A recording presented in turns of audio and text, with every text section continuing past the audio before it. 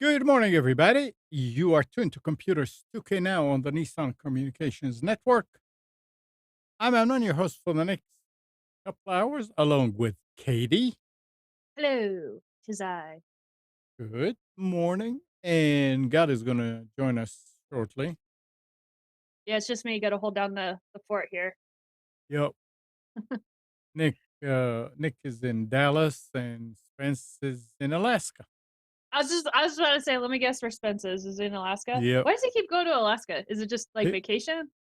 no, he works. He drives the tour bus. Oh, that is not what I was expecting you to say. Yeah, that's what he loves doing that. Oh, cool. Well, good for him. That's awesome. Wait, does that mean he knows like everything? Is he also giving the tour while he's up there? Yeah. Oh yeah. Well, dang, I need to go book a tour. Maybe he can give me the inside scoop. Yeah, that's what he Uh, does. That's cool. Nice. All right, our number is 919-518-9773, Computers 2K Voice on Skype. And today's show is made possible by vMix Software and is sponsored by Tom Sinclair of Live Streaming. So yeah, it's the two of us Yeah, no to worries. open the show. Well, I can talk about what I did last weekend. I had a very good Yeah, weekend. you went to a con. Yeah, I went to a con and I was selling my D&D arts and crafts. D&D stands for Dungeons and Dragons for people that out there that don't know. And it did really well. And I've been toying around with the idea of buying a 3D printer because uh there's actually quite a few vendors that sell 3D printed toys and like articulated toys. I don't have any on me right now to show you, but they're really cool.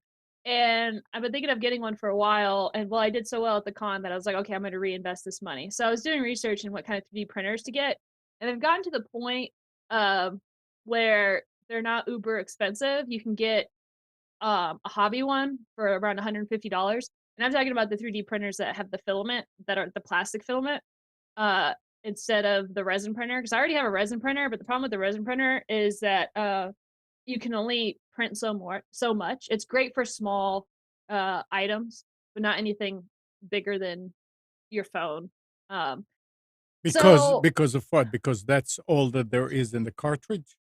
well, that's the printing space. So the Oh, okay, way okay. the Oh, way the that size you're talking about. yeah, Okay, yeah, okay. the build plate. Yeah. So here's my phone. So the build plate on a resin 3D printer. I mean, they have big ones, but the one for hobby that I got for around $300, I'm talking like under 500 bucks.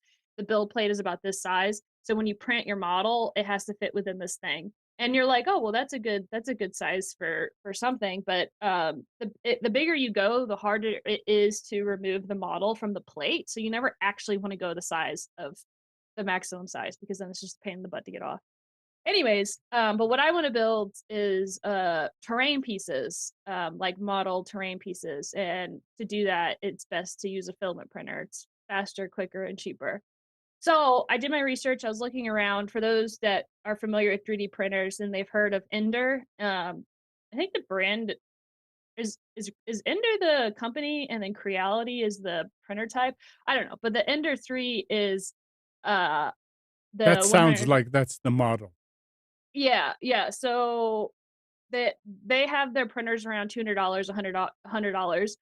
Um, and they're good printers. Like I know people that have some. The problem, or not necessarily a problem. So the cheaper you go with the printer, the more you have to put into it, troubleshooting wise.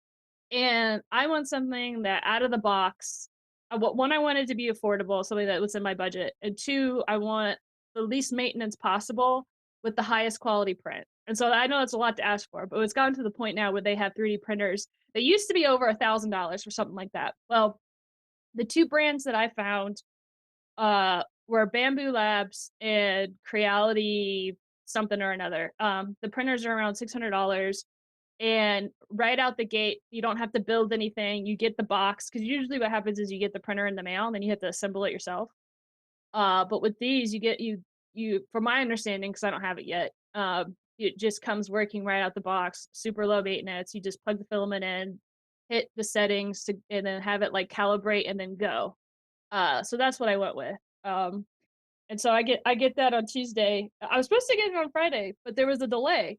And I'll tell you there's a delay. I went with the Bamboo P1P, I think it's called. It's their around $600 model. But for all these tech people out here, this you might find this interesting. So the Bamboo, in order to get jobs to the Bamboo for it to print, they give like a regular printer where you send jobs to it. It goes over their cloud system, and a lot of people that own the Bamboos, or when I was reading reviews, were complaining about it. They're like, "I don't want to use the cloud. I want to use Wi-Fi. Why can't I just like direct do it?" Blah blah blah. Well, last week on August 15th, their cloud system had like malfunctioned. They had and I'm reading an article here. It had an unexpected cloud outage between 10 and 11 p.m. And basically, what happened is they said a phenomenon called job jamming happened. So essentially, what it did is that any printers that were on during that time and had a previous job that I guess they did that same day, the cloud system hiccuped, resent the job, and the printer started printing again. And which sucks for them because a lot of the printers, they already had the ones that ran that day or whatever. If the people didn't get the prints off the boards, the printer printed on top of the prints, and most of the time it actually bent the nozzle and broke the printers. So uh, I found that now I know why my printer was delayed because that's what I got was a Bamboo Lab printer, and I'm still gonna go through with the order. Why? Because all the reviews say it is one of the best printers to have, and so um, the companies reached out and they're like, okay, we're gonna fix this issue, we're gonna resolve it. Sorry about all this, blah blah. So I'm like, okay, good. I'm glad it happened right before I got my printer, so hopefully they'll have all the kinks worked out. Yeah, I'm But surprised they don't have some kind of a sensor to see if there's something underneath it when you start printing. that's what I don't understand either I mean, because it's so simple. well, one of these things with the reason why I went with this printer is that it has auto leveling. So Mhm. it detects all this stuff itself. And I don't know if when it sent the job thing that it like bypassed all of that. I don't know. I don't know enough about how it works and all that stuff. But like I said, I'm just grateful that it happened before I got my printer. And it says they have a LAN mode and the SD card printing. Um, but those are the only 2 options for their offline mode unless you use the cloud. So, Interesting. I mean, I never knew that. I thought that, I mean, you connect them with USB or with uh, Wi-Fi, and you just print to it just like you're printing to any other printer. that's what I don't understand, like, why doesn't it have Wi-Fi? And I know when I was looking at the Creality, which was the competitor, they offer Wi-Fi, and the reason I didn't go with Creality, was because when I was doing the research, they said the Bamboo was faster and printed a little bit better, and they're both were the same price, and so I was Mhm. like, "Okay, well, I'm gonna go with that." I don't really care about the cloud thing. I mean, now I kinda do because of the whole issue that they had, but I'm hoping that since they had the issue, they can fix it. Um, but I don't know. I don't who knows? I don't know enough Well, about tech. that's fine. That's fine. I mean, and you will get it, and you will play with it, and you will see how it works. And I'm really excited. I got some really cool 3D models that I can't wait to start printing. all right. So the first morning, Gal. Good morning. Good morning. Good morning, um, Katie. in the con, you were selling little figurines, Yeah. and you bought them. You got them from somebody. Yeah. Yeah. Now Well, now, yeah, they go ahead. cost you, let's say, $5. Yeah. How much would it have cost you if you printed that figurine on your 3D? Myself. Yeah. So, What do you think? uh, so they get the spool, which I actually have the spool right here that I bought, and it's granted it's still in the box, but this is a 2-pound plastic spool that goes through the 3D printer. That was $13. And so when I print those 3D prints, or not print, but when The I get those figurines. 3D prints, they weigh ounces. So I Okay. guess if you take the ounces and divided it by the pounds and then figured out the cost of that, I, I don't know. It's gonna cost pennies Yeah, compared to okay. the I dollars. thought maybe it'll cost more.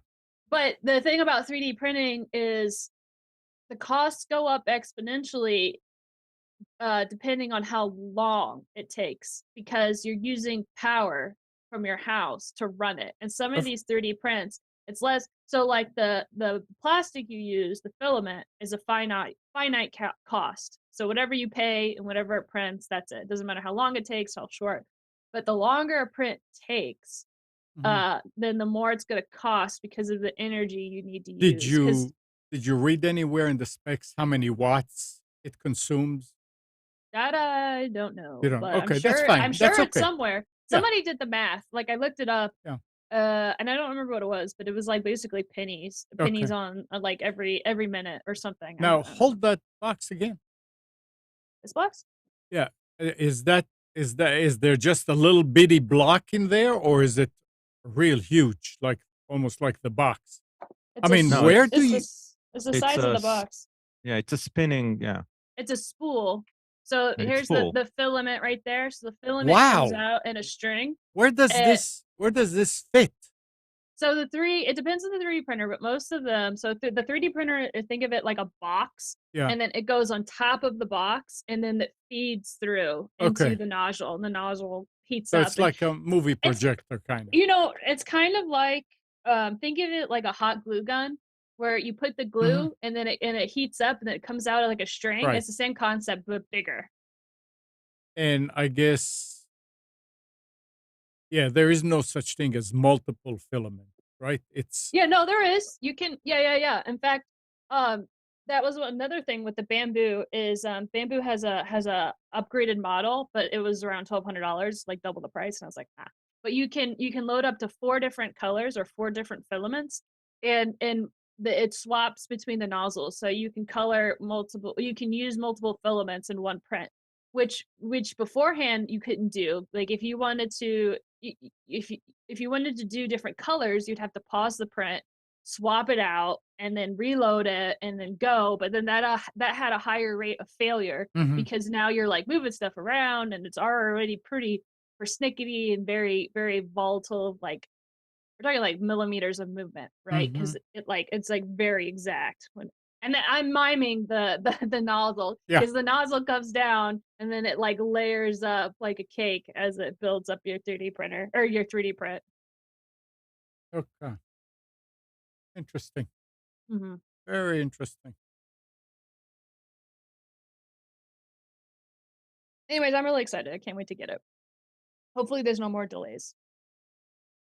And that's not an Amazon delay. This is a company delay. No, yeah, they don't have their product in Amazon. You have to uh order it directly from the manufacturer. Mm. Yeah, but you can buy an Ender. So if somebody's looking into getting a 3D printer, Ender V3, I think that's like the entry level one for around 150 bucks. You can get that off of Amazon. And you can still print little things. Yeah, you can print stuff. Yeah. No, 100%. In fact, it's a really good printer. But the reason I didn't go for it is because it requires somebody that likes to tinker and troubleshoot, and it doesn't it it it, it requires a lot more kind of messing around with it, and I just don't want to deal with it. I want to hit the ground running right out the box. I'm not an engineer minded kind of person. I just want easy. I'm paying for convenience. No, I mean you're getting it not to play with, you're getting it to produce stuff with, and Yeah, you want it to yeah. work. Yeah, I understand that. Yeah. Yep. All right. So, Gal, what's going on? Nothing much. Most of my days are busy at work. In the background, we might be moving. We need to move Shy out of the home soon, so You're that's kicking him interesting. out. No, I'm just kidding. Well, no, he finally found a job. Really? In October, he's gonna switch states about 3 hours north from here. So He's going to Virginia? yep. Nice. Yeah, exciting times. Very Ah, cool. Yeah, and I was on the phone with Mati. She's in Israel now for a month. Just did she needed some technical support, so uh, talked with her a few minutes ago, and now I'm here.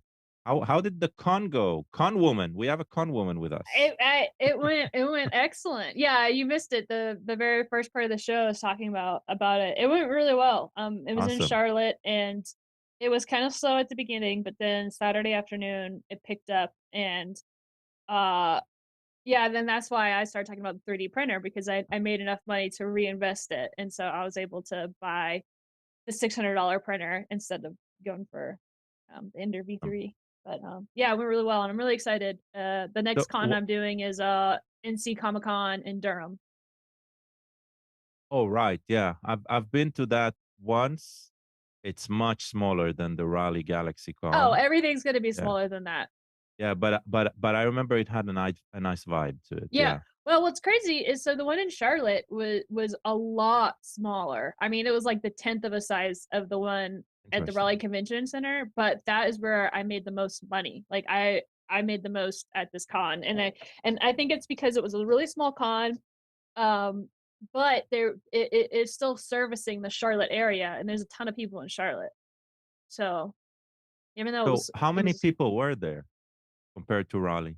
oh I like well it's hard to judge that because I'm stuck behind a booth all day, and I was in a booth in a corner, so I only saw people that came through the corner, Right. and it was a lot of people. I would say it wasn't as busy as GalaxyCon and from my corner, but like I said, there was a constant kind of stream.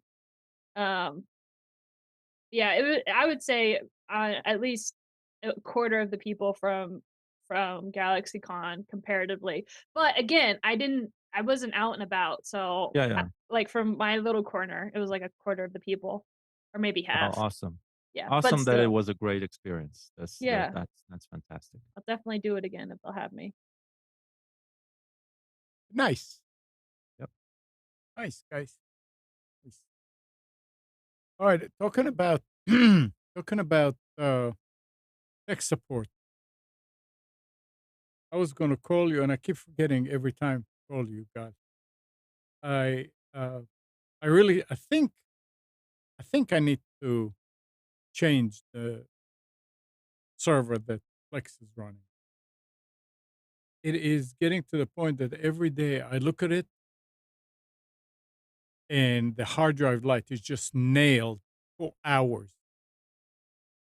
Um, it's when you try to change channels live, it takes forever, and then I'll run that fix my Plex script, and the minute it's done, the activity goes to normal on the hard drive and everything is working. So there's got to be something in that computer, or it may be the hard drive. I don't know, but I don't think it's the hard drive. It might be just there could be something in the transcoding that is either getting stuck or I mean CPU wise and memory wise, that computer has more than yeah, enough as I far as I understand. remember. But there are a lot of Yeah. other, if an alley somewhere is messed up and full of garbage, then things cannot go through. So there's Yeah, so but many then that places. would but it doesn't happen to you every day, right? Um, So in the last week, it's almost every day in the afternoon. I'll take a look and see what's going on. I But there's one thing we need to do is definitely upgrade some stuff there, which we haven't done in a long while. what stuff? Software updates, just run Oh, updates on it. oh, okay. Yeah. Well, I don't know. I Uh, thought it was the server, and I was thinking about it also. I mean, remember those servers use a lot of electricity. I mean, I'm not so you sure put your of. hand behind the fan on the power supply. There's a lot of heat. It's hot, and yeah, it's an I think it's a 8 or 900 or 11. I don't remember watt power supply. It's a huge power supply, and I said, Yeah. "Why do I need this?" So And I said, "I first want of all, some." you're right. What? You're right about power supply, right? Yeah. Uh, there are less expensive power wise, but I am running the same server, Yeah. right? And I do track its power draw, and I Oh, can tell you how much it's drawing right now on my end once I find that panel. yeah. Um, I was then that I was talking with Hannah about it, and Hannah was saying something that I went, "Duh." She said, "Dad, why don't you change the power supply? Put a regular power supply in there." And it may not fit, but as long as the connectors fit, I would have no problem. And I said, "Yeah, I never thought about that. I can even Velcro it in there." so, And but on idle, it's not drawing more than 260, 270 watts. that's a lot on idle. That's the real question. I do not know if that's a lot. That is a lot. I mean, if it's idling and not doing anything, so what does it do when it's geez, when it's transcoding or anything like that? Because we use it mostly for live TV. So that's it's probably working a lot. Well, I don't know how So, do you have a smart switch? Any s- smart switch, when you Wi-Fi, anything like that that you bought, oh, you're talking about like a yeah, like Ethernet? a smart home switch. You talking about the socket, the 110? Yeah, socket, like Yeah, power socket. yeah, Yeah. yeah. Uh, check that socket, see if it has power consumption reads on that. Oh, Let's hook that up. you mean if it's connected to one? No. No, no, no, no. Check that Oh, oh, socket, oh, see oh, if oh. you have power reads on that. Let's connect it to your home assistant and hook the server to it so you can see how much it's drawing.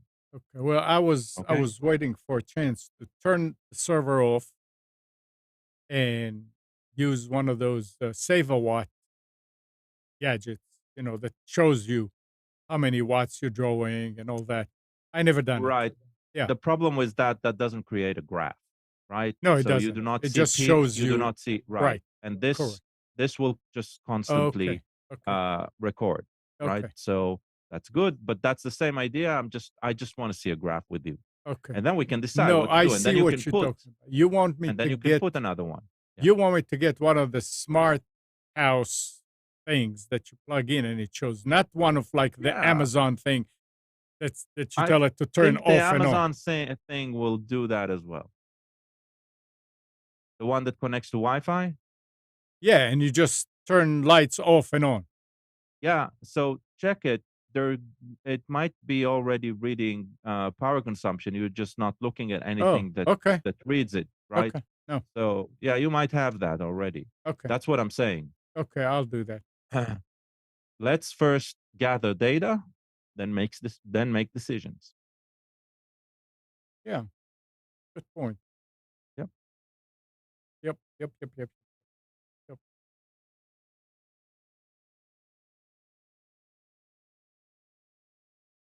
Will do. All right.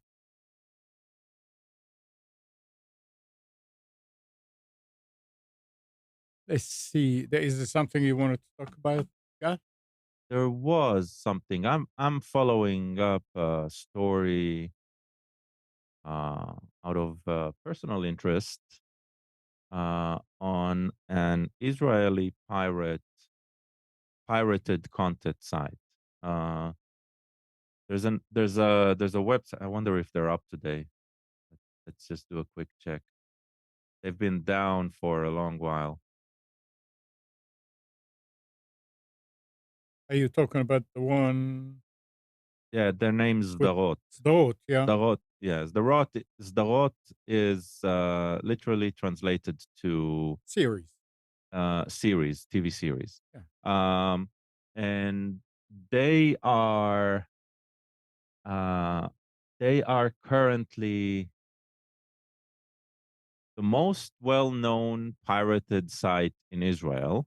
Uh, I mean, to the point where, by some assumption, albeit those who are running the pirate content site, they claim that they are probably the the um, the ones generating most internet traffic in Israel right now, other than Google, right? YouTube and stuff like that. So, I which is never interesting. If that's true, it's interesting. E I do. even if it's not true, this is so ridiculous that some people like that do stuff like this brag and create a Exactly. situation where people say, "Hey, well, we need to look what they're doing because there's something wrong here." So Right, the right. authorities say, "I did," There's you know, something, and there's more to it. The So let's start with this. It's run, obviously it's run anonymous, right? yeah, All of the characters who are running this site, their names are either aliases, right, or they're all over the place, and nobody knows if any of the actual names involved are really are involved. really It's involved. unclear, Yeah, right? okay, But it has piqued interest in foreign news agencies that focus on piracy and stuff like that. So it's no longer just this little thing in Israel. It's very, very, very similar to articles you've been reading from time to time about Italy and stuff like that. right. This is or in the past we talked about Sweden, Pirate Bay, right? So uh, this has become something to go to that level. Now, their biggest trouble started about, I think, 3 years ago, where by complete fluke and accident that has nothing to do with the road, um, a fire in a data center in France uh, wiped out a complete data center block or where they were hosting some of their services. Mhm. Uh, and that was the first major crash of their website for a long time. It took them a couple of months to recover from that. And along the way, even before that, but along the way, there's always been focus from an organization named Zira. They are the Israeli, uh, basically an Israeli company uh, by a conglomerate of content providers. Who are the content providers? They're the cable companies, they're the two major. There's cable company and the satellite TV supplier in Israel. They are the two main players. So here we have Spectrum and Cox, and Right. they used to be separate. Today they're all. I think there's like three, right? In the U.S. In Israel, there's two. Israel is a small place, right? Like a single state in the United States. The smallest So state in the yeah, I United mean, States, yeah. everybody compare in size. Just I'm talking about area. It's like New Jersey, right? Um, so and so it's a small state. There's two major players there. There's no other players. It's Mhm. not like other than those two. They used to be split when cable came into Israel, all of the cable companies became one company, uh, and and on the other hand, there's the satellite company. They are the two main providers of content. There are others today providing content via IP, so internet over internet only. There are some bizarre rules about, so you get your infrastructure from uh, one of the from a cell company or from a phone company, uh, or even a cable company in your area, but you will get uh, internet service internet service you will get from another company riding on this infrastructure. Mhm. Israel is bizarre. So anyway, the two major companies that are dealing with providing content, with signing all of the rights when it comes to broadcasting and all that, together with a third company, which is a movie production company, United Kings. They're a Hollywood company run by an Israeli. Uh, they used to make a lot of cheesy action movies with Chuck Norris back in the 80s. So, um, anyway, these companies they are they are funding this organization called Zira, which is targeting uh, um, rights infringement, right? Uh, IP stealing of IP. We all know those type of companies, right? And they represent money. They do not represent the artists who are involved. They represent the organizations who make the most out of selling content. Okay. Now, since that fire, the site has recovered, but every time it recovers, in cycles of 3 to 6 months, they are literally being attacked. That site, that pirate site. So this is like the high seas in the 19th century, right? It feels like that. Every time they raise the flag, uh, the um, the institution goes after them and tries to take them down.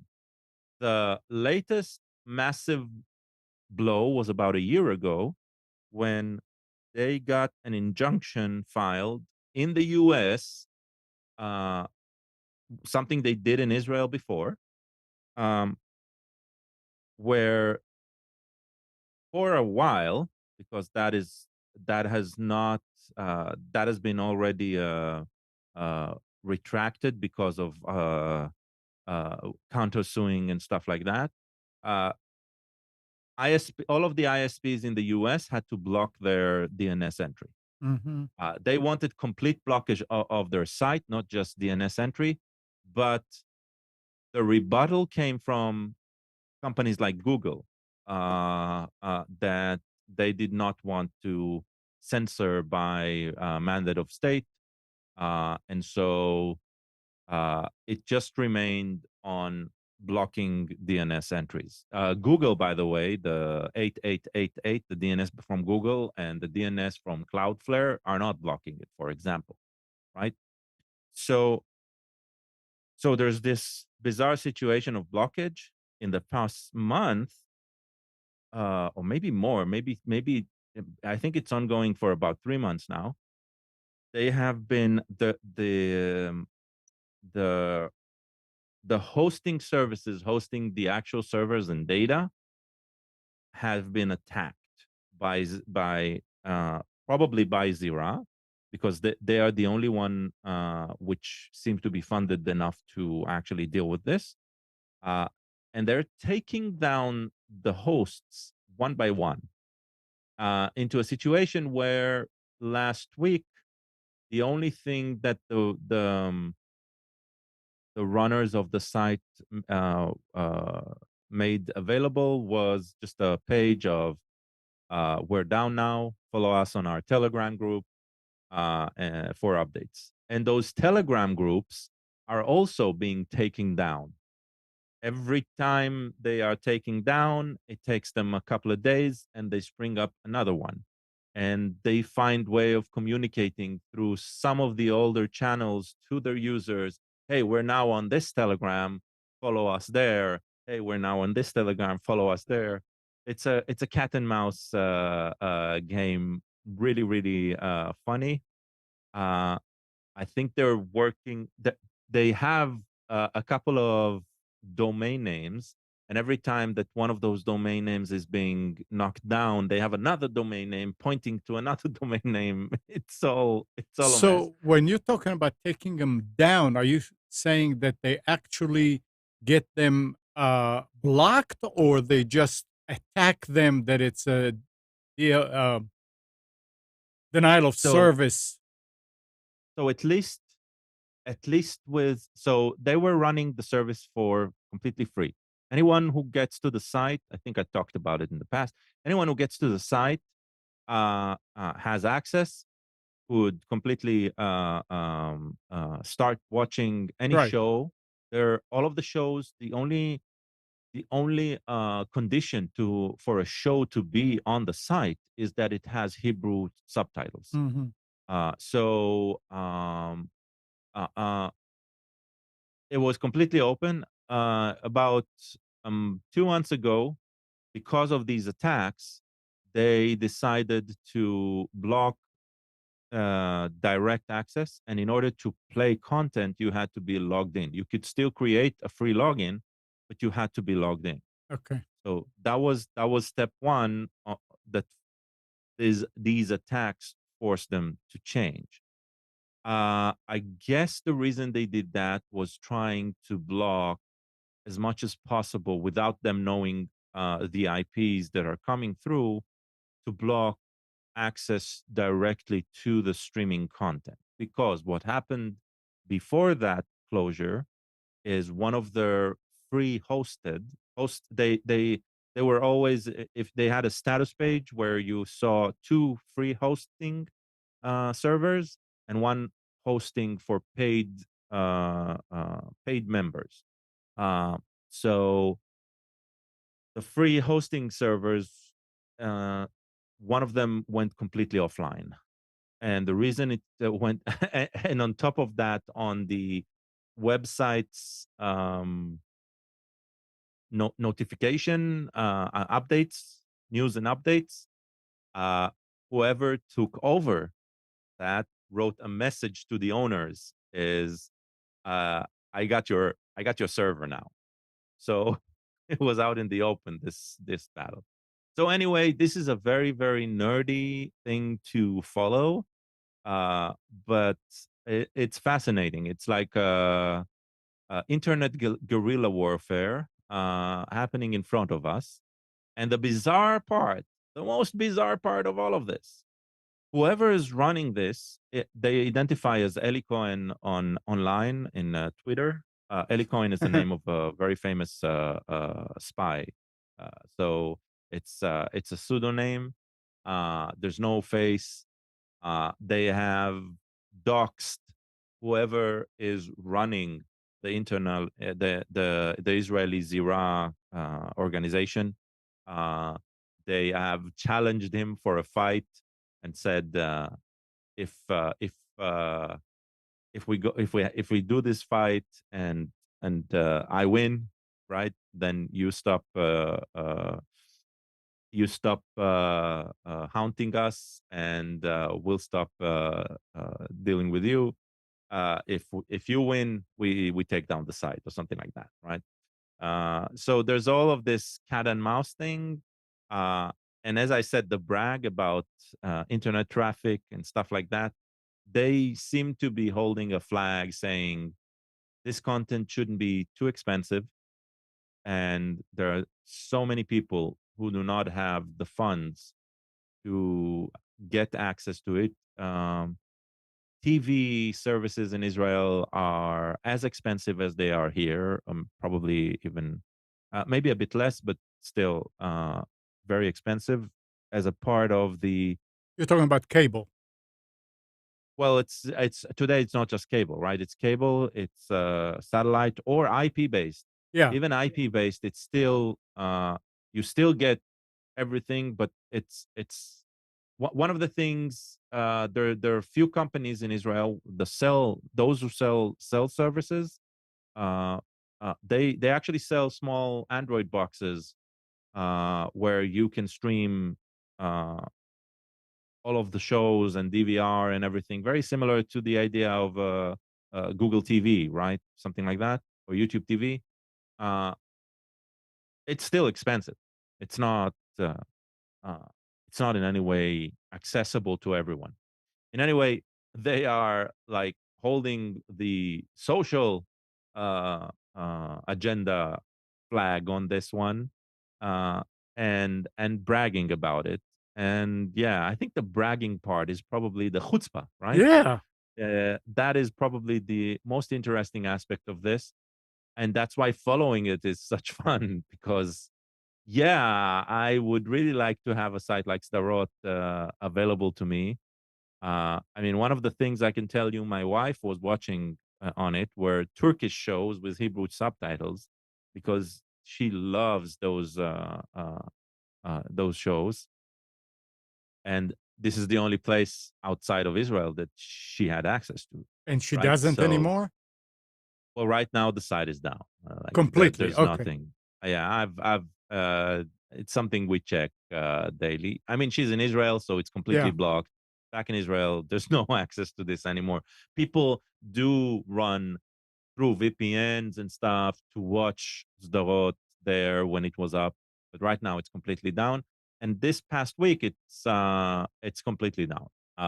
It's like uh, uh, Okay. they have put a final hard blow right now. Now, yes, it's down. I have a feeling they'll be back. It's like they haven't been showing anything about slowing down. There's a few articles about this in Torrent Freak. If you search for Sdarot, Sdarot in Torrent Freak, I think there's a couple, just two. Uh, there have been lawsuits against people that do not seem to be involved with Darot today. They might have been 5 to 10 years ago, right? None of them are involved today, and so the site is continuing to run. Nothing is clear about what's going on with those lawsuits. Uh, understand everything is happening online, so real people, it's really hard to identify them. Uh, I'm guessing following the money is one of those ways, but even the money that they collect from people, it's peanuts. It's 35 shekels a month for those who pay, and I'm guessing 90% of the people do not pay, right? So tracking that is hard on itself. It's small sums. Some of it was cryptocurrency, some of it was with PayPal, some of it just direct bank account transfers, but still I'm guessing uh, uh, they weren't sloppy Mhm. in the way to collect it. So it's a bizarre situation.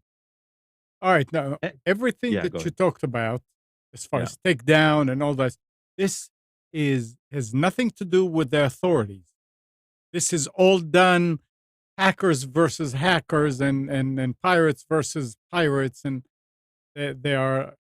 It's not Well, like the authority or the police or any kind of legitimate organization going after them and taking them down, by law. so blocking DNS, Yeah, that's court that's ordered, yeah, right? That's completely legal. yeah. I do not know about any raids, physical raids, because the only names, the actual names that are involved in it are involved in lawsuits, but not actual police action, Okay, right? interesting. Uh, Very interesting. anything else hasn't been. So this organization Zira, when they come out with something is usually blurb, has nothing to do with action, right? So I am guessing if they were involved in some sort of police operation, some sort of federal action or Interpol action or whatever, right? They would brag about it. There is nothing about it. This organization is focused on one thing and is taking down pirate sites. There are a few. One of the more prolific other ones, they're rather small compared to this, are a bunch of Telegram groups where you just register to you join a Telegram group, and complete video files are posted to those Telegram groups, and people Sheesh. just watch that way. Oh, It is a bizarre it's world. like the old The days with news group. it feels that way, right? Yeah, something like that. But it's active and it's very hard to block. Yeah. And if one Telegram group goes down, then another comes up. Very, very bizarre. Mm. Wow.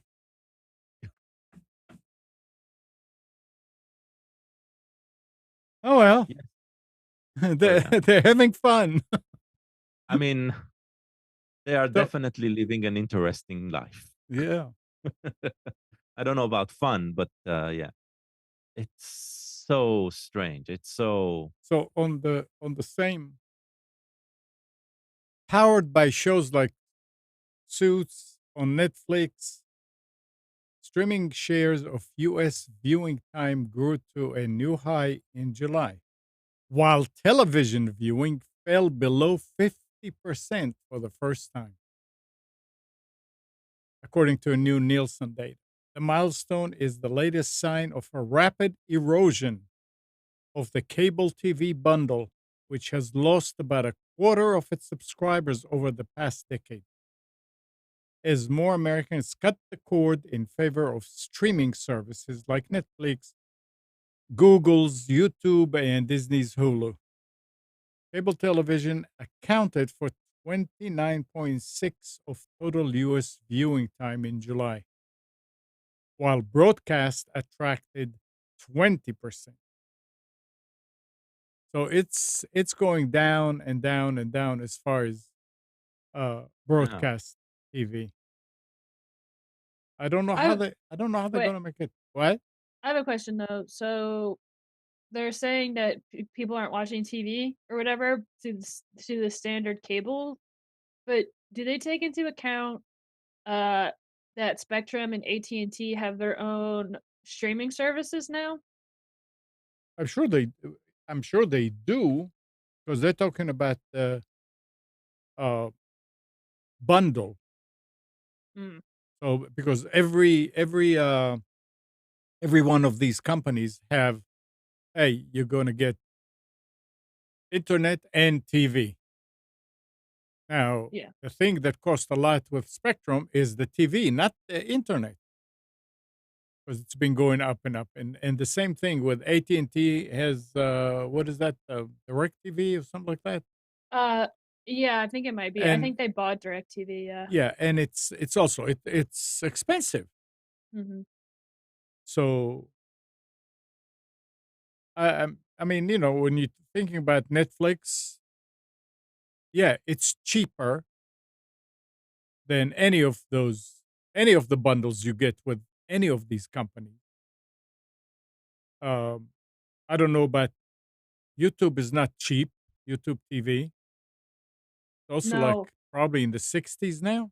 Yeah, Nick was saying something the other week, last time I was Yeah, here. It's interesting because when I first, I've never had cable because I graduated college and it was way too expensive. Because my mom's cable bill, she had Time Warner, which turned into Spectrum, was $250 a month. That is yeah, outrageous. it is. And, so I've always just relied on, YouTube and things that I could find online. Wink, wink, nudge, nudge. Huh, Um, and, so then when I did try YouTube TV, it was 35 bucks a month. Oh, those were the good old days. yeah, Now it's basically double. yeah. That's what turns people off. Yep. Yep, a lot of people don't understand it, and if you get an antenna, a good antenna, we're not talking about the antenna that you put, no, not rabbit ears or that flat thing, nothing that you put inside on top of the mantle or a, a good outdoor antenna, you get a lot of channels Yeah. Yeah. and Well, not there's just the networks. I'm not talking about the networks. yeah, yeah, yeah. There's, also too for Roku, I've actually Yep. been watching stuff on Roku TV. So Hmm. Roku TV is a free streaming app that they have, Right. and I was able to watch shows that I pay Mm. for to watch on Paramount Plus, and there's commercials in it, and I think the shows on there are only there for a limited amount of time, Yeah. and I haven't really looked into it. I'm sure there's stuff you could buy, but, I mean, that's fine for me. It has some of the stuff that I like to watch, it advertises new things, like, they'll do I know that there was one thing where you could, like, watch the first couple episodes, and then if you like it, you pay for the rest of it, I don't know, I enjoyed doing that. So for those that have a Roku and you haven't tried Roku TV, go check out that app. Yeah. I mean, if you have a TV and it does a smart TV and it doesn't have, and it's not a Roku TV, No, then you it can just just uses it. load the Roku app, Yeah, or you yeah, can get yeah. I don't have a Roku TV. I have the little Roku thing that you box. attach to Yeah. your TV. Yeah. Yeah, yeah, yeah, yeah. Yeah. There's a lot. I mean, there are literally tens, if not hundreds of thousands of episodes and shows and all kind of stuff. Yeah. But there's ways to get entertaining content, but Uh-huh. I think, we might be talking to the wrong people because the people that prefer cable and the ones that are hanging on to it aren't ones that and this is from my outlook, like, from my experience, they're not ones that like variety, they like their shows, and they like routine, and they like the specific thing. Like, 'cause I'm just thinking about my mom, and she would go back to cable in a heartbeat if it wasn't so astronomically expensive, and she only watches, like, 3 or 4 channels, and she only has, like, a handful of shows that she likes to watch. Um, and if they were all conveniently placed in cable, but it got too expensive. So now that if she wants to watch those shows, they're like piecemealed into other places. So for me, I don't mind doing the hassle of piecemealing out to watch this on Netflix, to watch this on Paramount Plus, to watch this on Peacock, to watch this on Roku TV. But I could see how that could be extremely frustrating to people that just want it all in one place. It's just way too expensive. So, may I suggest something? Yes. Um, Absolutely. Almost all of these TVs today are smart TVs, right? So, if you do not have a smart TV, let's talk about plugging in like a Roku or a Fire TV or something like that. Install Plex, just the player for free. You don't even need. I mean, I think to run a watch list, you need a login, but it's not. It'll still work without. The login is free as well. Don't worry about buying their subscription because I'm not talking about hosting and I'm not talking about doing anything other than uh, consuming the free stuff that they provide. Now, they have two features that I'm talking about. One is called Live TV, and two of these are they're practically the same. One is called Live TV, and the other is called Movies and TV Shows. And those are just either on demand or live broadcast like guide where you just choose what to watch. Yes, it's a different set of content, usually older, all ad based, but it exists. Okay, that's number one. The other one is their watch list, which you basically add uh, lists of what you want to watch, the shows or the movies that you are interested in and you like. And even without having a Plex subscription or somebody running a Plex server, when you choose a content, it on your TV, it shows you you can watch this on Amazon Prime, you can watch this on Netflix, you can watch this on Paramount. Not only that, it's supposed to work in a way where on the smart platform you're on, you're saying, okay, let's go to Paramount, and you play it, and it opens the Paramount app. And if you're logged in there and paying a subscription, it creates a hub where it doesn't matter which platform you're on, so you don't need to be part of the Fire TV platform or part of the Roku platform. You only need to be part of the Plex platform, right? And it'll at least be like a central hub to connect this to you. You start with that, and then when you have a friend that runs a Plex server and has some of that content, it also shows up there. It says, "Oh, one of your friends has this on their Plex server. Just start watching it from there. They're Yep. sharing it with you." So it makes it convenient to consume the legit stuff with the not so legit stuff. Uh, Privacy wise, it's a risk. They claim in their privacy notes that they do not collect private viewing habits. Sure, I sure. call bullshit. Yeah, right? But then again, I think we're already being tracked in I so many know. ways that it really doesn't matter. That's my argument kinda segueing into when people are like, "Oh my gosh, TikTok is tracking our data, Yeah. the Chinese government have it," and I'm like, "What do you think the US is doing?" Like Yeah, no, but they're tracking this in order to drive ad revenue Sure. into those free content stuff. Mhm. Uh, and yeah, I mean, I'm okay with that. I don't see anything nefarious about this. I think it's out in the open. I do not think there's a lot of um, on that particular part. You're already being tracked on so many levels, right? So I don't think you can really hide all of that. Uh, but they do add convenience, and I think it's a very interesting model. It Just a works. suggestion, right?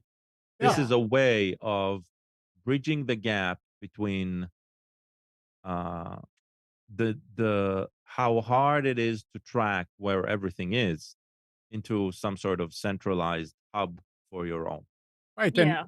And that's what Spectrum provides that people can't get used to with the other ones. With cable TV, all you have to do is use the up and down arrow and the up and down volume, and you have all the channels laid out for you at the same place. You don't have to change to go to Netflix, to go to Hulu, to go to Paramount, to go to here, to go to there. Although I, I can't imagine most of these people that have cable TV, they also have Netflix. So they Yeah. already know how to go there. The only thing that takes getting used to is hold the remote in your hand and you need to know, okay, for that show, I need to go to Hulu. So go to Hulu. It's right there. And once you know how the interface works, and it's very, very simple, you just go there and you right click and you go to the right arrow and you go to Hulu and you enter and you're on Hulu. It's not that hard, but if you're used to cable TV, you have to get used to something different. In the older days, we had to change sources. And that was, in my opinion, a whole lot more complicated than because you had to remember what's each source.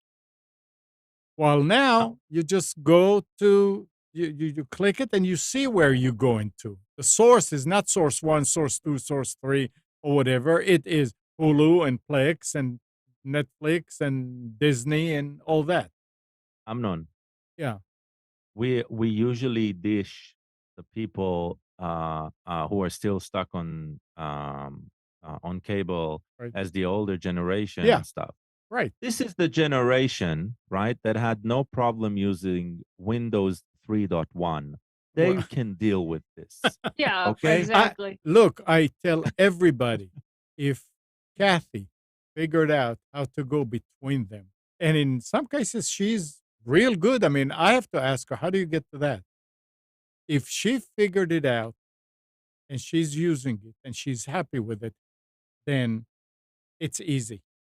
Of course she'll figure it out. She did, It's not complex. Look, right.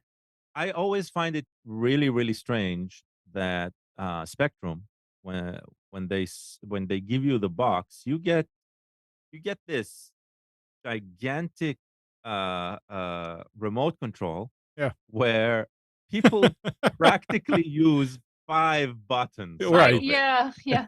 Have you seen those images where it's like a grandkid taped over all the buttons except for the turn on and the volume up and down and the channel up and down so that grandma and grandpa can't accidentally switch sources? Yeah. I've seen those images, they're funny. But I do wanna say something, you talking about getting used to the interface, um, and this is kinda grinds my gears a little bit, is that I really wish that each serving like, there was, like, an overall agreement between all the streaming services that they would decide how their select button is and how their unselect button looks. And Uh, what I mean that is when you go to Netflix and you're gonna select an option or select something, usually the whole button is filled in with red. So you know this is where my cursor is, this is where I'm gonna select. Well, on Amazon or on HBO Max, I don't know if it's as true today, but when I was using it, it was the opposite. It was if it was outlined but not filled in, that means it was selected, which drove me crazy because I would go to Amazon Prime and I'm thinking I'm selecting the show and I click on the show. It turns out I clicked log out because it was on the log out button. Oh, And it did that with HBO Max too. And I was like, oh my gosh, you guys are driving me crazy. And I have to like move the arrow up and down to like kind of figure out which is selected and which isn't because they don't have the same UI practices between the interfaces. And so that's just a little small little tangent, but Interesting. Interesting. Yeah, but it works, and the material is there, and you can. I mean, heck, to get into Plex, you just need an account. You don't need to hook it to your computer and anything onto your TV. Yeah, you should, but you can do it on your computer. You just with a browser. You just go there and you watch. So if you want to try, you just go to Plex.tv and follow it, set up the account, and then you can go and watch everything that you can watch on your big screen in your living room. So now that did away with all these. Oh yeah, with Spectrum, you can take your shows with you. Wow, big whoop de doo. It's normal now with a bunch of those services. mhm, So there's a lot of things, but you have to be serious about it and you have to expect some changes mhm. to your right. routine. You need to be adaptable Yeah, absolutely. or else you're gonna have a bad time. And there is nothing wrong in asking questions. Yep. And there's nothing wrong with saying, I don't know how to do this. Google is your Somebody best will be friend. able to help. Yep, absolutely. No, computers 2K now is your best friend. Oh, Absolutely. yeah, but oh, yeah, when we're not on the air, you can go to Google or ask ChatGPT.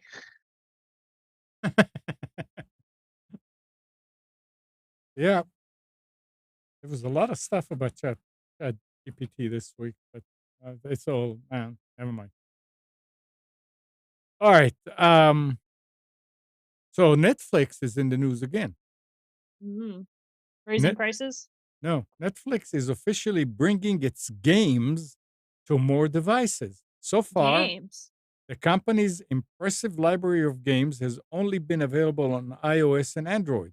Now, though, Netflix is starting to use its streaming technology to publicly test its titles on TVs and computers.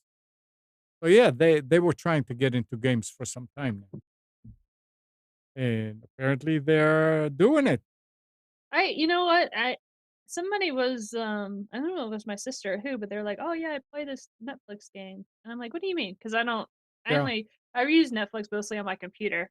And so I was so confused. And yeah, I don't know. I don't know if they're any good. I don't know anybody that actually plays it other than the one time my sister was like, "Yeah, I did this and it was fun." But nobody else I know plays it. Also, my cat is like going crazy. So if you see me throw him, like just he's fine. He knows how to fly. Yeah, he does. Yeah. He wants attention and he's doing that thing where he's biting me while I'm talking. So I'm like, "Okay, you lose lap privileges if you start biting me." Alright, so you have an iPhone 14, right? Yeah, yeah, I just got one because my other phone, I dropped it. I have a case on it. I had a case, but I managed to drop it in the exact right position where physics and aerodynamics, it just hit it just right and shattered. And so I was like, well, Uh, dang. Go so ahead. some iPhone 14 and iPhone 14 Pro owners have complaints reminiscent of the bad old days of Batterygate, Uh-oh. reporting that with less than a year of service on the clock, their phones are already reporting more battery degradation than expected. Sam Cole of Apple Track tweeted in July that his iPhone 14 Pro had already dropped to a maximum capacity of 90%, a much faster drop off than previous iPhones he'd owned.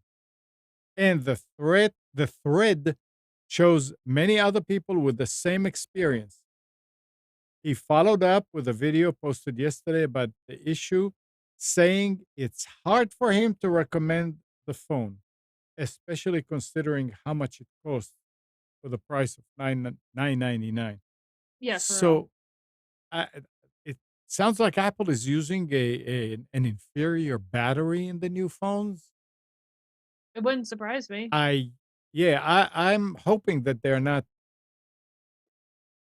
throttling it like this case was with that battery gate when they found that they court found that they were doing it on purpose so people would buy new phones. The only reason I have an iPhone right now is because every time I've had to get a new phone, which isn't frequently, Right.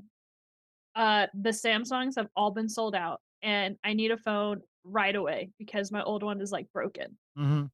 And so, like, this last time, I they're like, "Oh, we don't have any in stock," and I was like, "Okay, well, what do you have on Samsung?" And I need it to be a really large screen 'cause, I do a lot on the phone. And they're like, "Oh, well, the equivalent to this for Samsung, it's gonna take 3 days to get to you or whatever, where you can get an iPhone in less than 8 hours." And so I went with the iPhone because I need my phone. But You Well, do understand that the cell companies are pushing Samsung and iPhone, and they're not the only option, right? no, right. I know, I but don't. that's just what I was looking at for the screen sizes for what I wanted. Again, it usually comes down limited to the screen size that I want. Or I understand that. the bigger screen. So a lot of the alternatives, I'm like kind of stuck with iPhone and Samsung because they're the ones. And I would have loved to get the Samsung that opens up, but again, they were like all out of stock and just again, I'm limited to the options I have when I make the phone call or I go to the cell store. It doesn't mean I can't find a huge Google Pixel, whatever. But for No, what? no, never. Don't touch. That's what I'm trying to say. Don't touch Google Pixel. Don't touch iPhone, and don't touch Samsung. Those big names, they are the crappiest machines compared to what you can get for half the price. They have excellent specs. Don't get me wrong, right? Amazing specs. Nobody needs them. I literally nobody needs them. Well, then What you need, what's the alternative? uh, any other good brand out there that isn't them. It doesn't matter if they're Chinese. It doesn't matter if there's something else. The thing is that these brands, you pay for the brand instead for the machine. That's the real problem, right? Now, they're already stealing our data like 100% of it, right? They know everything. So at least do it on a platform that is accessible, doesn't cost so much, right? And doesn't have any fluff on it that you do not need. OnePlus are a good example. There are a couple of more others. I buy OnePlus. I don't even buy their highest the highest cost, but LG phones are fine. Any other brand that notice any other brand that the cell company doesn't push at you is they're okay. They're terrific, right? It's just they manage to blind you with a list of specs that means absolutely nothing. And that is key. That is key to understanding. It's like, hey, maybe you'll even have a cheaper cell bill if you buy something smaller. So yes, I am with you on the screen size. I completely understand that, right? I want the screen to be screen real estate is the number one factor. I agree. And the camera quality is number two factor. And you can still find something as good, right? Which will be cheaper and probably function better because it doesn't have all of their crap already loaded on it. So that's that's my main problem with it. It's not an Android versus iOS thing, right?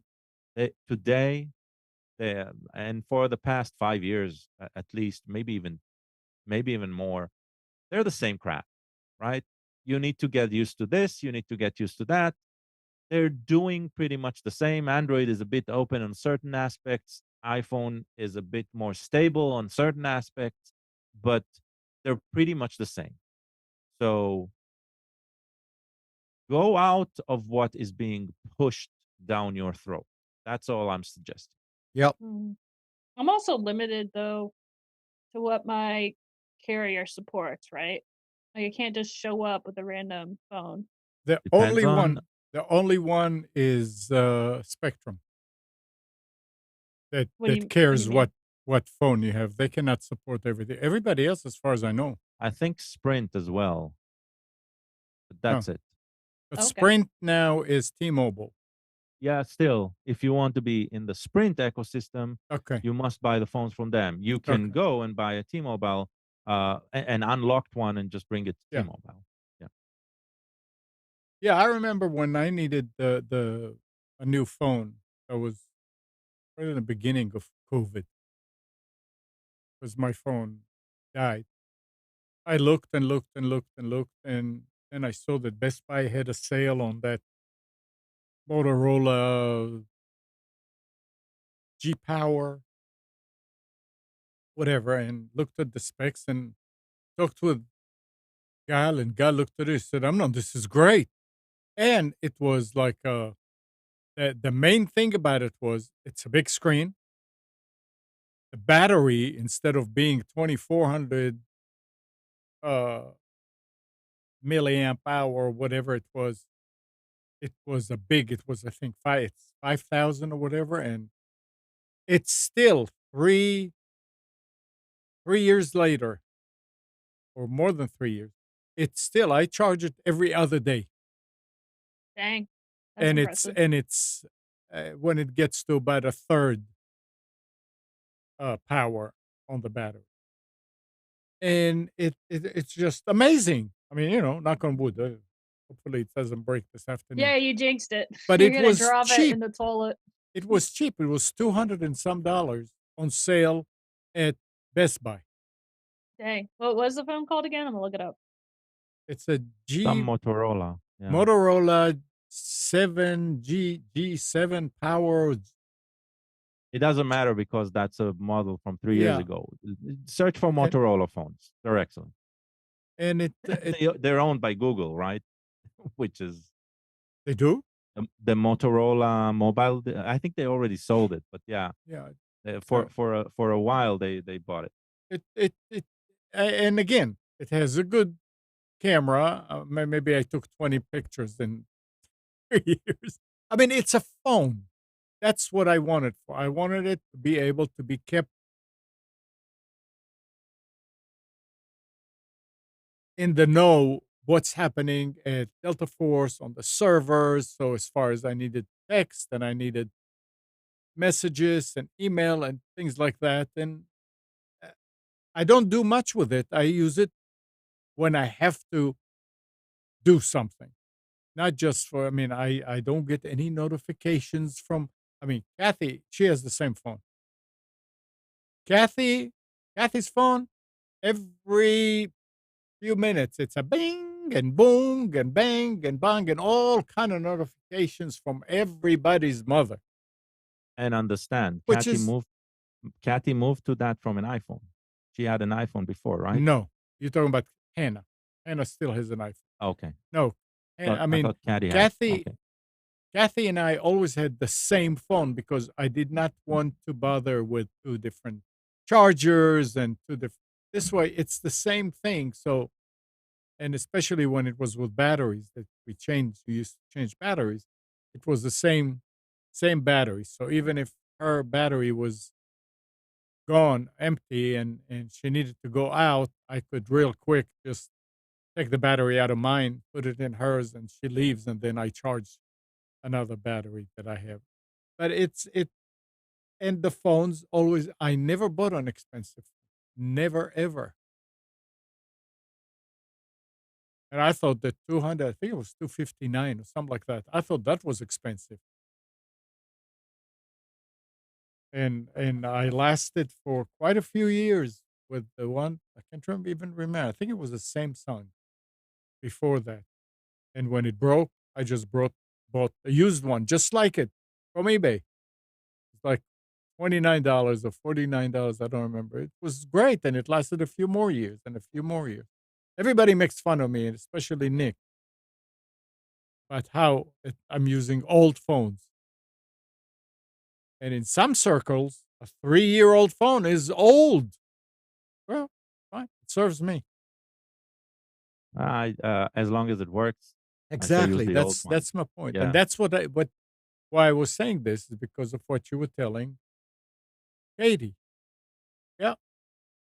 All right. I was I was reading some article on via some Reddit group, and it was it was like this research into, well, I'm actually not sure it was research, more like anecdotal reporting, but about the fact that teens uh, basically shun out anybody with an Android, because if you do not have an iPhone, and that a new iPhone, right? You're completely lame. You're completely useless. Uh, so yeah, it seems like that is still happening around. There's Yeah. just, instead of bullying based on, I don't know, the brand of backpack you have now, it's about uh, the phone that you have. Androids, when you're talking about iOS and Androids communicating with each other, right? Because iPhone is very iMessage centric. Mhm. Uh, iMessage is intertwined with SMS. And so when iMessages groups incorporate somebody with a phone number that isn't on iOS, that doesn't have iOS, then they appear differently in the conversation. They're singled out, literally, right?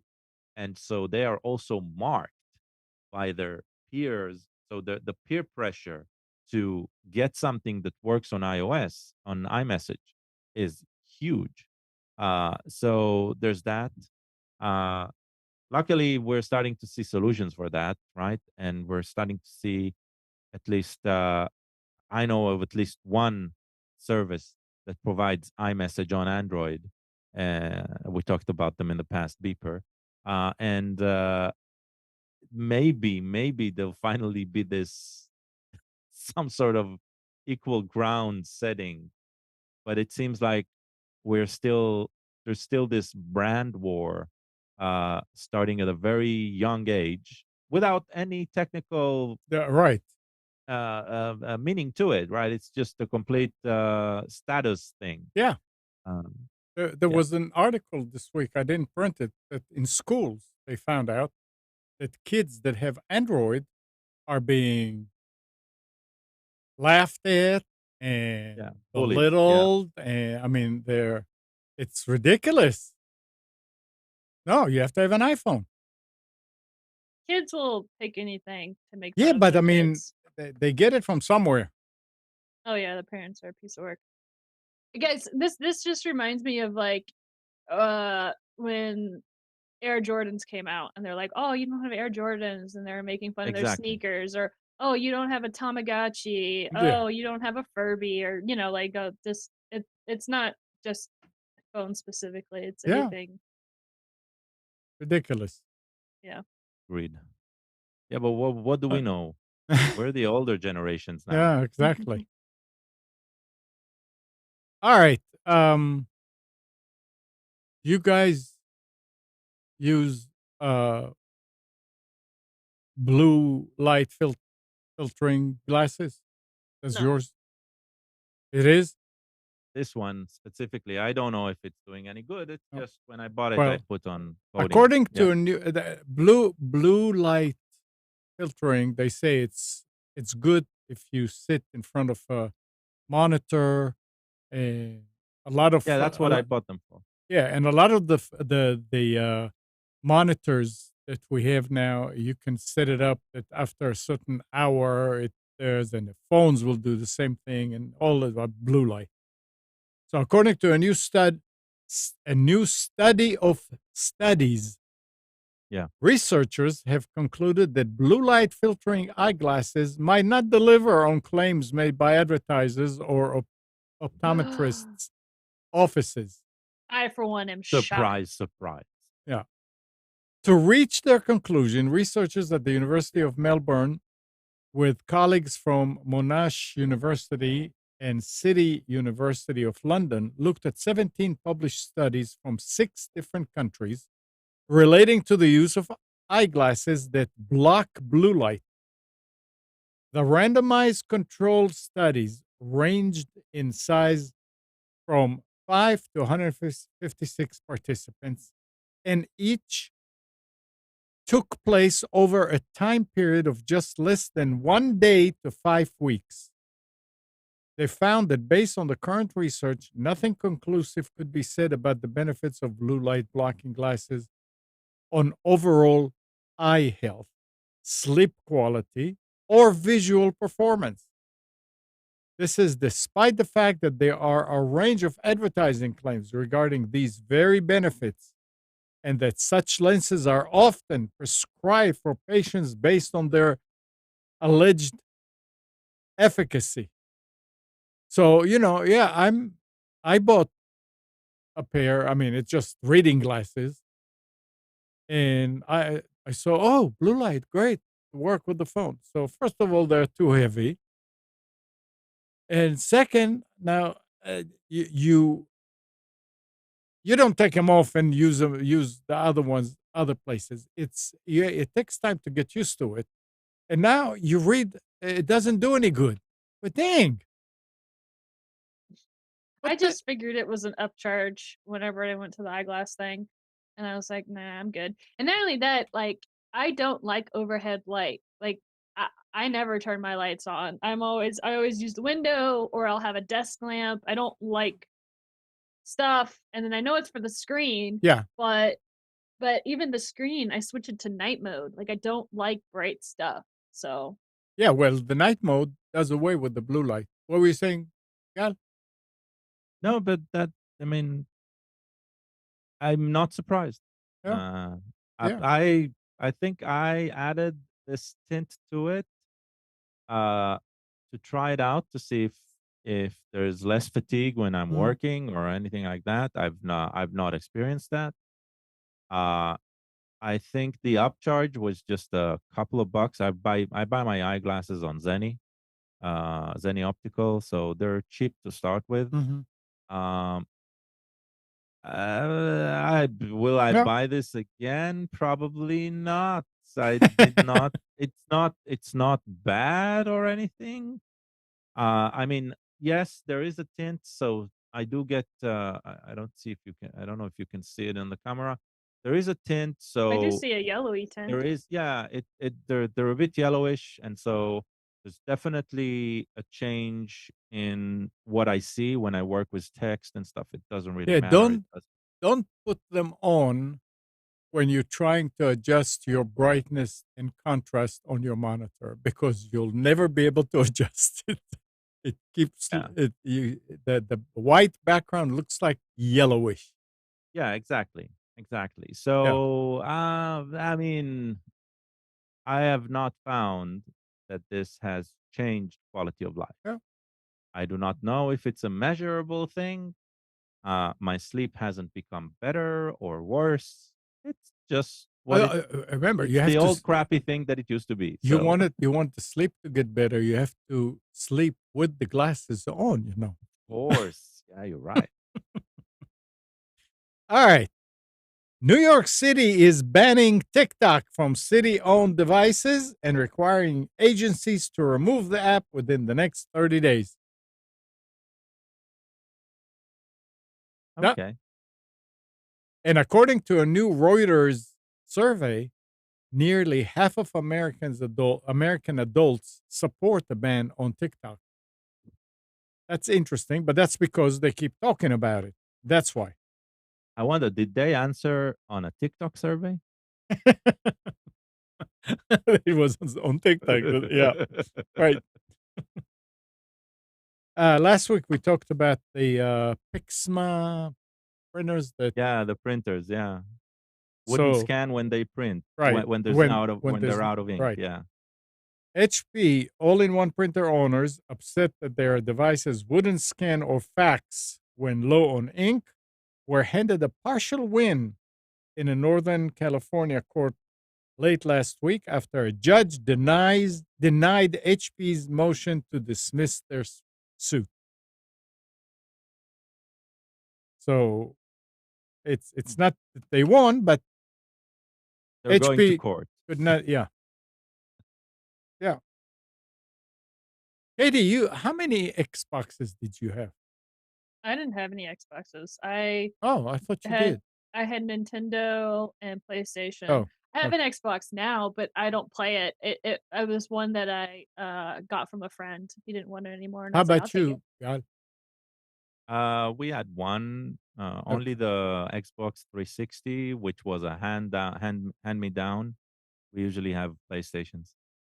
Microsoft will close its Xbox 360 digital store next July, though everything purchased will still be accessible.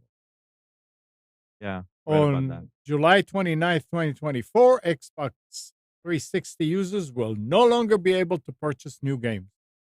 New games, DLC. What's DLC? Downloadable content. So Okay. after you Mm. bought the game, Yeah. you can buy add-ons for it. Okay. Or any other entertainment content from either the console store or the web based marketplace. In addition, the Microsoft movies and TV apps on Xbox 360 will no longer function. Of course, the store will continue as normal until that date next July. So I guess 360 is old, and it's not because it's not being used, but because it's old, they want to do away with it. They do not want to support new Yeah, that's what I content mean. for it. That's much Yeah. I understand. I actually do not understand why they do want to block purchasing new content. But so if you still have access, that means that if I factory reset my Xbox, right, and I log in, I'll need to download the games again. Uh, they're not saying they're going to block the downloads, right? So if you have, it seems like, yeah, we want to push It's people out of Xbox 360. it That's how it says that seems. after that time, any games purchased will still remain playable and deleted purchases can still be re-downloaded. Online multiplayer will also remain accessible for games already purchased digitally or physically, as Right. long as the publisher supports the servers. Right. Further, users will still be able to play Xbox 360 games on Xbox One and Xbox Series XS consoles via backward compatibility, and hundreds of games will remain available to purchase on those consoles. Which, by the way, I think they're compared to Sony. Sony does not have backward compatibility, so Wow. they do have something like I think they call it their streaming game streaming service Uh huh. where you run the game on their VM on their servers and you play it remotely. I think they still have that for old games, but I do not think it has to do anything with your previous purchases. So I think on that front, Microsoft is probably the only one supplying backward compatibilities, which Which is is good for nice. them. Yeah. Yeah. I mean, Xbox 360, right? Xbox 360 is probably what, 20 years I don't now know. old? I have no Yeah, Yeah, idea. I'm checking now. at least. Wow. Xbox 360. Let's see. Came out. Come on, Wikipedia. For the audience, 2005. yeah, Okay, almost so 20. Yeah. almost Yeah. 20 years. Oh, not bad. Bummer. Not malicious. Just a Bummer. bummer. Uh, No, not malicious. It's a it doesn't business. sound that they're. Yeah, yeah. I mean, that's the thing. Even when it's business, right? It can be nefarious. There is a nefarious agenda here. Is we do not want you to purchase anything that has to do with 360. But I also understand that if you are planning to phase out these servers, for example, right, in 3 years to 5 years, you need to somehow win the majority of your users out of it. And this is a way to do it without being a total douchebag about it. I'm still sure that some of the people who still have Xboxes, they're pissed off. But it's yeah, um, Yeah. it's news. You need to know about it. We shouldn't be angry about it. That's all I'm saying. It's like figure your path from here. All right. You're no longer a 13-year-old playing with the Xbox 360 anyway. So, right? Don't act as a 13-year-old. Home buyers, sellers, real estate agents, and listing websites throughout the U.S. have been stymied for 5 days by a cyber attack on a California company that provides a crucial online service used to track home listings. The attack, which commenced last Wednesday, hit Rapatoni, a software and services provider that supplies multiple listing services to regional real estate groups nationwide, better known as MLS. It provides instant access to data on which homes are coming to the market, purchase offers, and sales of listing homes. MLS has become essential for connecting buyers to sellers and to the agents and listing websites serving them. That can wreak real havoc on real estate. Now agents are going to have to go and actually drive and look and talk to people. Oh no. Yeah. All right, here's something that I don't know if to laugh at it or what. In an interview with CNN, Michio Kaku, professor of theoretical physics at City College of New York and CUNY Graduate Center, said chatbots like AI's ChatGPT are just glorified tape recorders. It takes snippets of what's on the web created by a human, splices them together, and passes it off as if it created those things. And people are saying, "Oh my God, it's a human. It's human-like." However, he said chatbots cannot discern true from false. That has to be put in by a human. Yeah. What's the point? Like nothing here is new. So I said, I don't know if to laugh at it.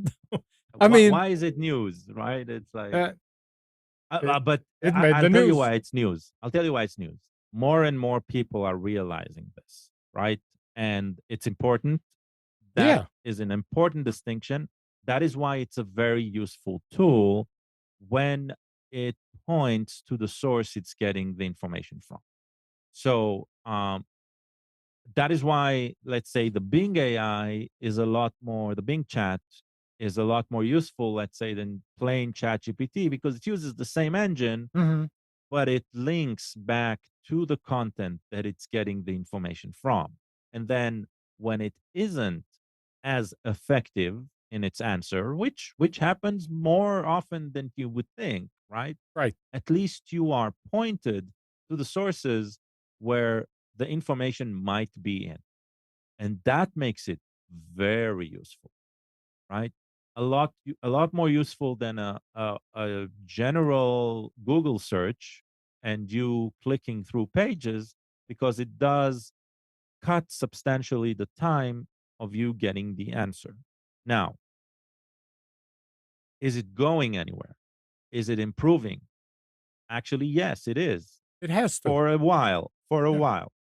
One thing that we have trouble with Google today, right, is because of highly optimized SEO sites, which do not contain the relevant information that we want. And so they show up in the first pages of our searches, right? And that's the thing.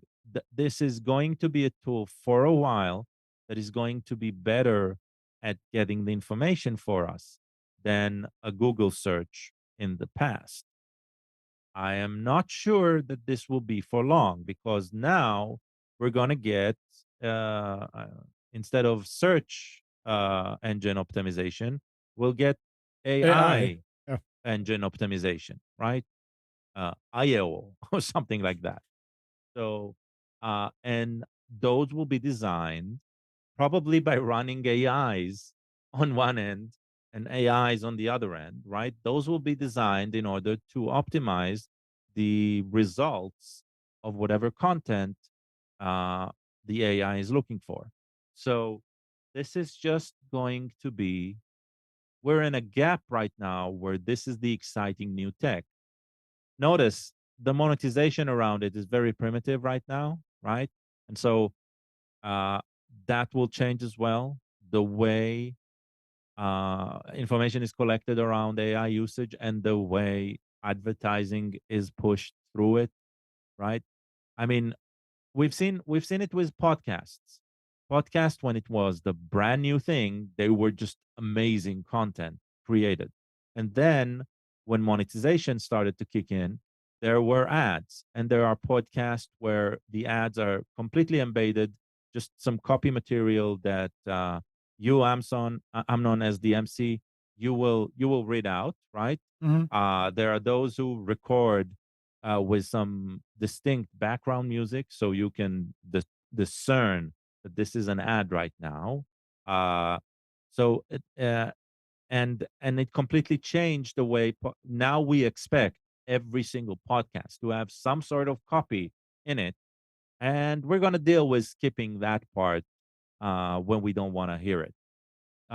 So it's going to be with AI as well. Trust me, AI is going to push us products inside their prompts, right? And it's no longer going to be like talking with a human unless that human is a sales rep for some company, right? This is how it's going to behave.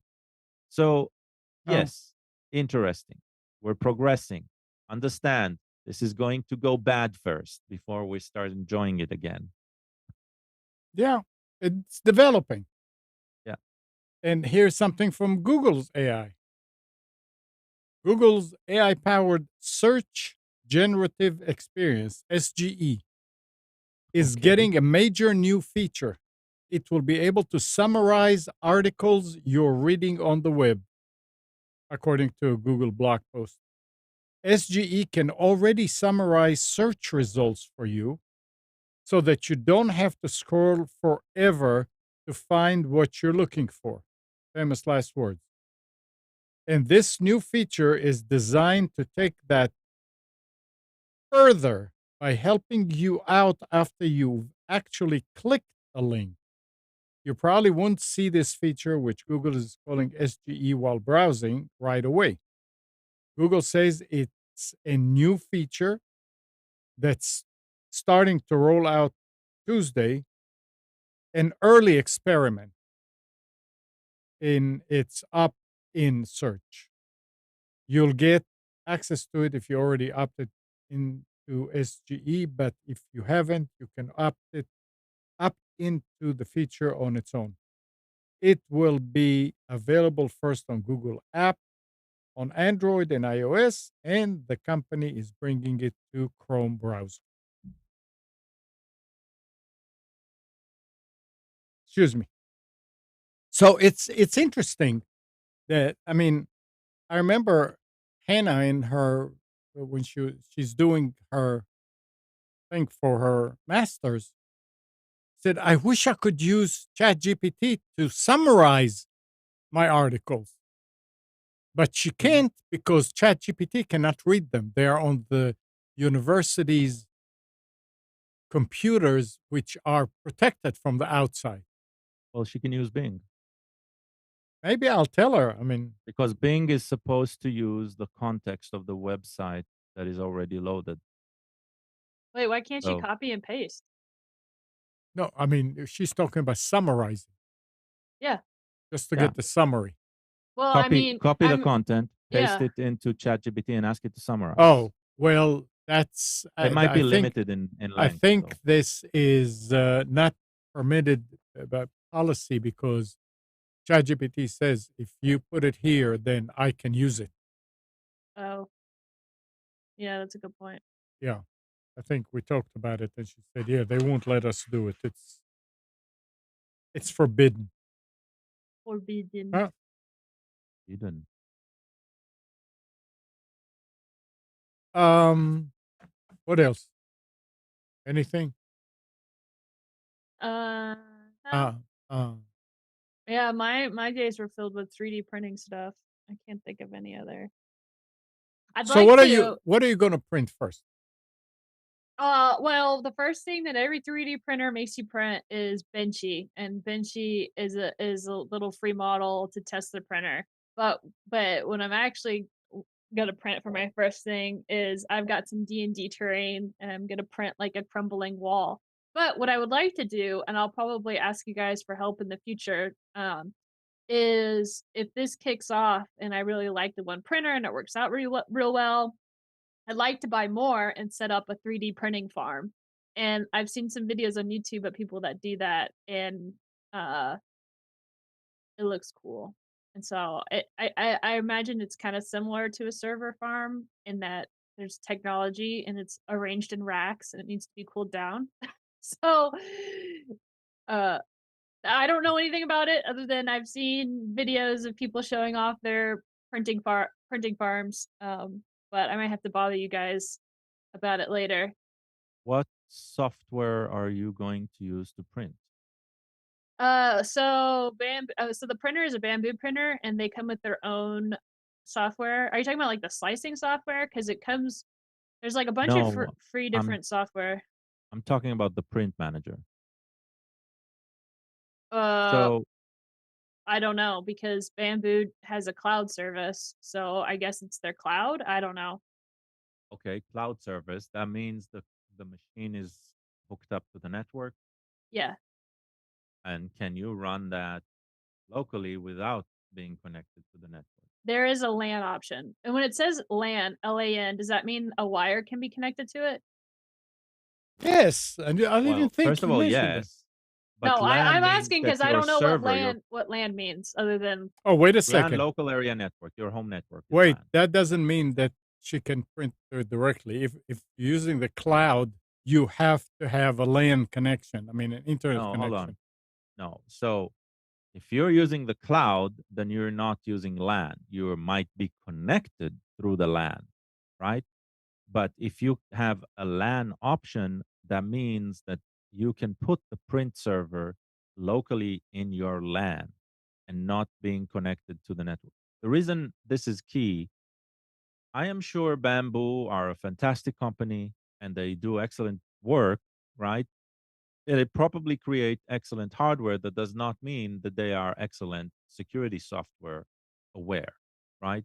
And so exposing uh, a small server to the internet, to some other server out there, is a security risk I internally I I because think I think I can answer it for you right now, Gal, by what Katie told me last night.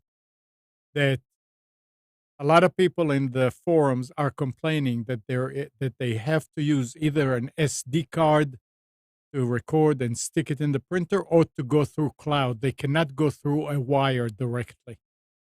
There is apparently discussion there. So apparently that LAN connection is not something that you can say, go ahead and print it on the printer. You have to go to their maybe. Hold on.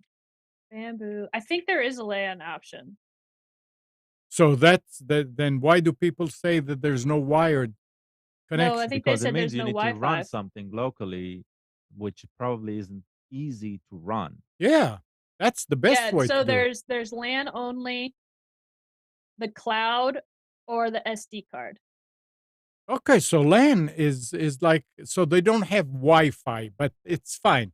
So they have a LAN, so you have to connect it with a wire, which is Okay. fine. Oh yeah. Okay, Okay. cool. So yeah, Gal, I'm sorry. So keep going. Yeah, January is when this pretty much started. I think the instructions on using LAN only is probably not easy, but that was why I was asking the question: is how are you going to run this? Because it sounds to me like you might need to run something in a VM or a container somewhere in order to control it, and that is definitely something that we can help you with. Awesome. Yeah, you're gonna have to explain it to me like I'm 5 in the future. Let Gal me get the can Gal the can help you. printer. Yeah, let me get one printer up and running and see if this is even viable. Because right now this is all speculation on my part.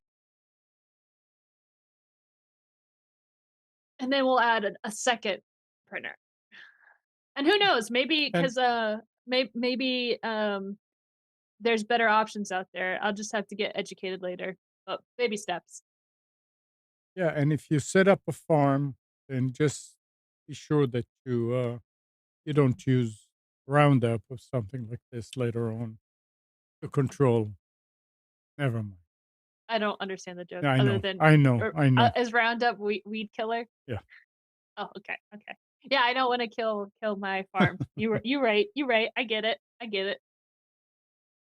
Um So Amazon, looking to amp up its TikTok-like shopping feed, has called on influencers to make hundreds of videos apiece, but its offer of $25 a pop, about a tenth of what the going rate, was widely mocked on social media. Amazon sent an email to select influencers asking them to submit videos showing two or more products. The e-commerce giant said it would pay up to 12,500 per creator in exchange for a maximum of 500 videos that meet the company's criteria, according to screenshots of the message posted on social media. Wait. K l Did Amazon wants 500 videos and they'll give you $1,200 for it? Yeah. Is that what you No, oh no, no, my 12,000. oh, okay. Oh, well, hey, But, but, Amazon. but those 500 videos have to meet the criteria that they want. They may look at it and say, "Oh, only 300 of those are good for us." So it's not that cut and dry. Amazon plans to cap the initiative at 35,000 videos or the equivalent of $875,000 worth. So I don't know what I mean, What is TikTok this? I'm gonna look this up. What is it called again? it's This initiative? Amazon, they don't have a name for it. It's Amazon offers Video? influencers money for videos, something like that. I don't know what I have no idea what does, Okay, I found it. YouTube, uh, pays Well, somebody YouTube pays per click, right? is it per click or so they don't pay you for a video? No, as far Does as I know,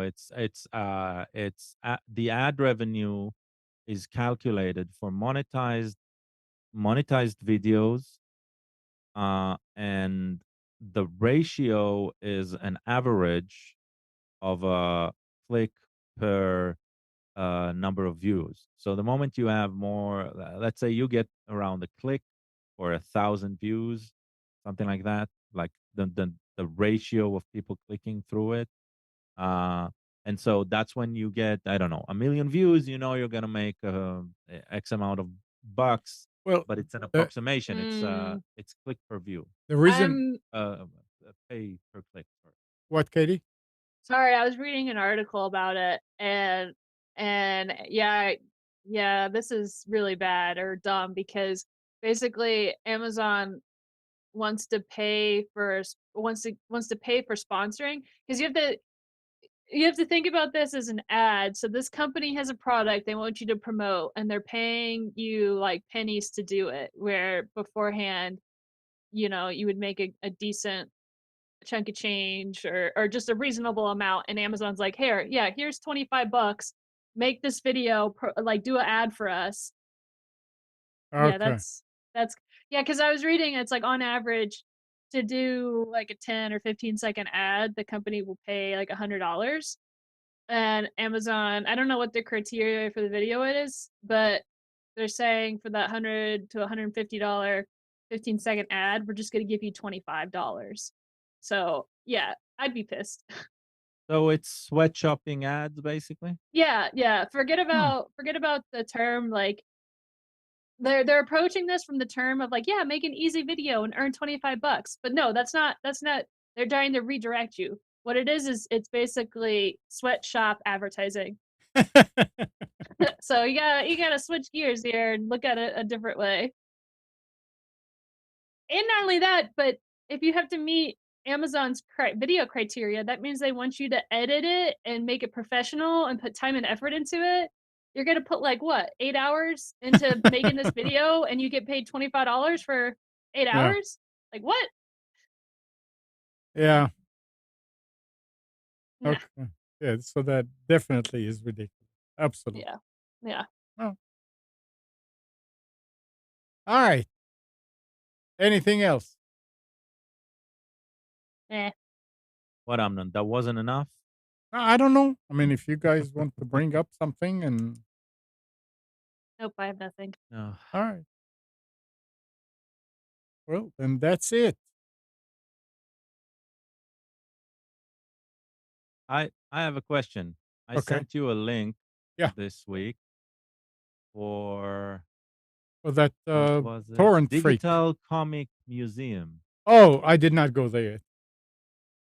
Oh, come on, Yeah. Amnon. You should. First of I all, well, if we, most of our, I don't know about most of our listeners, but I know we have at least a few over 50, right?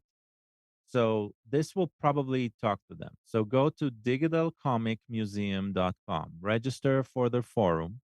Uh, they have a collection of public domain comics, strips. not just Oh, scripts, the complete books, right. comics. Yeah, yeah, yeah. Yeah, comic books, everything that's public domain is free game there, and people there are collectors at heart on the one hand, archivists on the other. So there's a mixture of these and enthusiasts and fans on the other side. And the amount of content that that if you've been exposed to it as a child is amazing.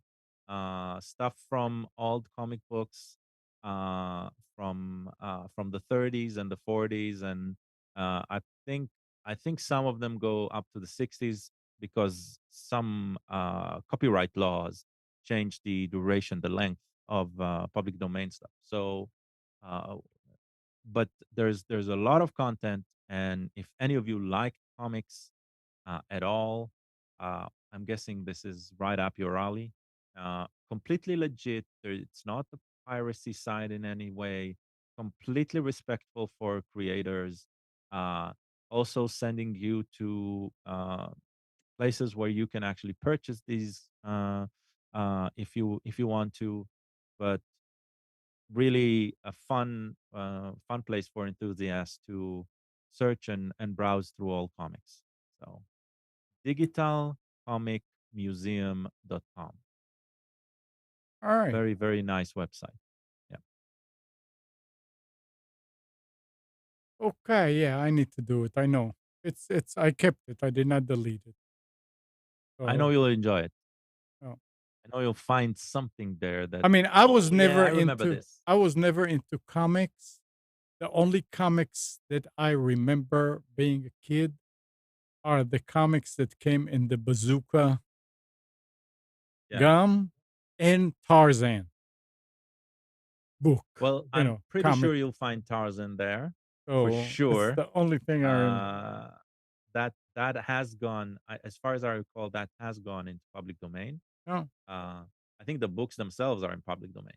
So everything about it is already that age. But yeah, there's a lot of other stuff there. okay. All right. Anything else? No. All right, guys. Thanks, Katie. Thanks, No prob, Gal. no prob. Nick, if you're listening, have fun. I know Prince is probably still asleep. And good morning, Kathy, Hannah, Nabil, Mac, Norm, Donna, Dina, Mati, Eleanor, Sarid, Yaakov, and Yael. Thanks, everybody, for tuning to Computers 2K Now. We hope you enjoyed and maybe learned something from our time together. Remember to practice safe computing. Back up your hard drive and update your virus scanner. And change any same passwords where you use them. Do not use same password in two places. Do not use same passwords anywhere. We'll be back here next Sunday at 9, but you can always reach us at computers2know.com. Monday through Friday, 6 to 9 a.m. Nick is on Wilmington's 980 The Wave and 107.9 FM in Wilmington with his daily news and commentary show. You can tell your Echo device to play 980 The Wave, or you can go later on and listen to the recordings at nickcraig.com. And Tuesdays, 7 p.m., Nick and Brian do the Infection Podcast on Twitch. That's a podcast for survival games, gaming news, and some political commentary. So Tuesday evenings, 7 p.m., it's twitch.tv/Infection Podcast. Have a great week, everybody.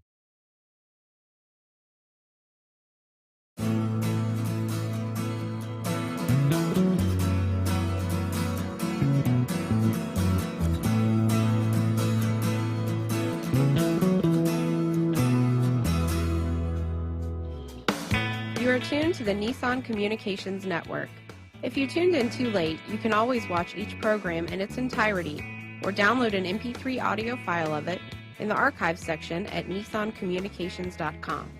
Don't forget to subscribe to our YouTube channel, follow us on Twitter, and like us on Facebook. Sponsored by StreamingGear.com, Carolina Apparel, and DeltaForce.net.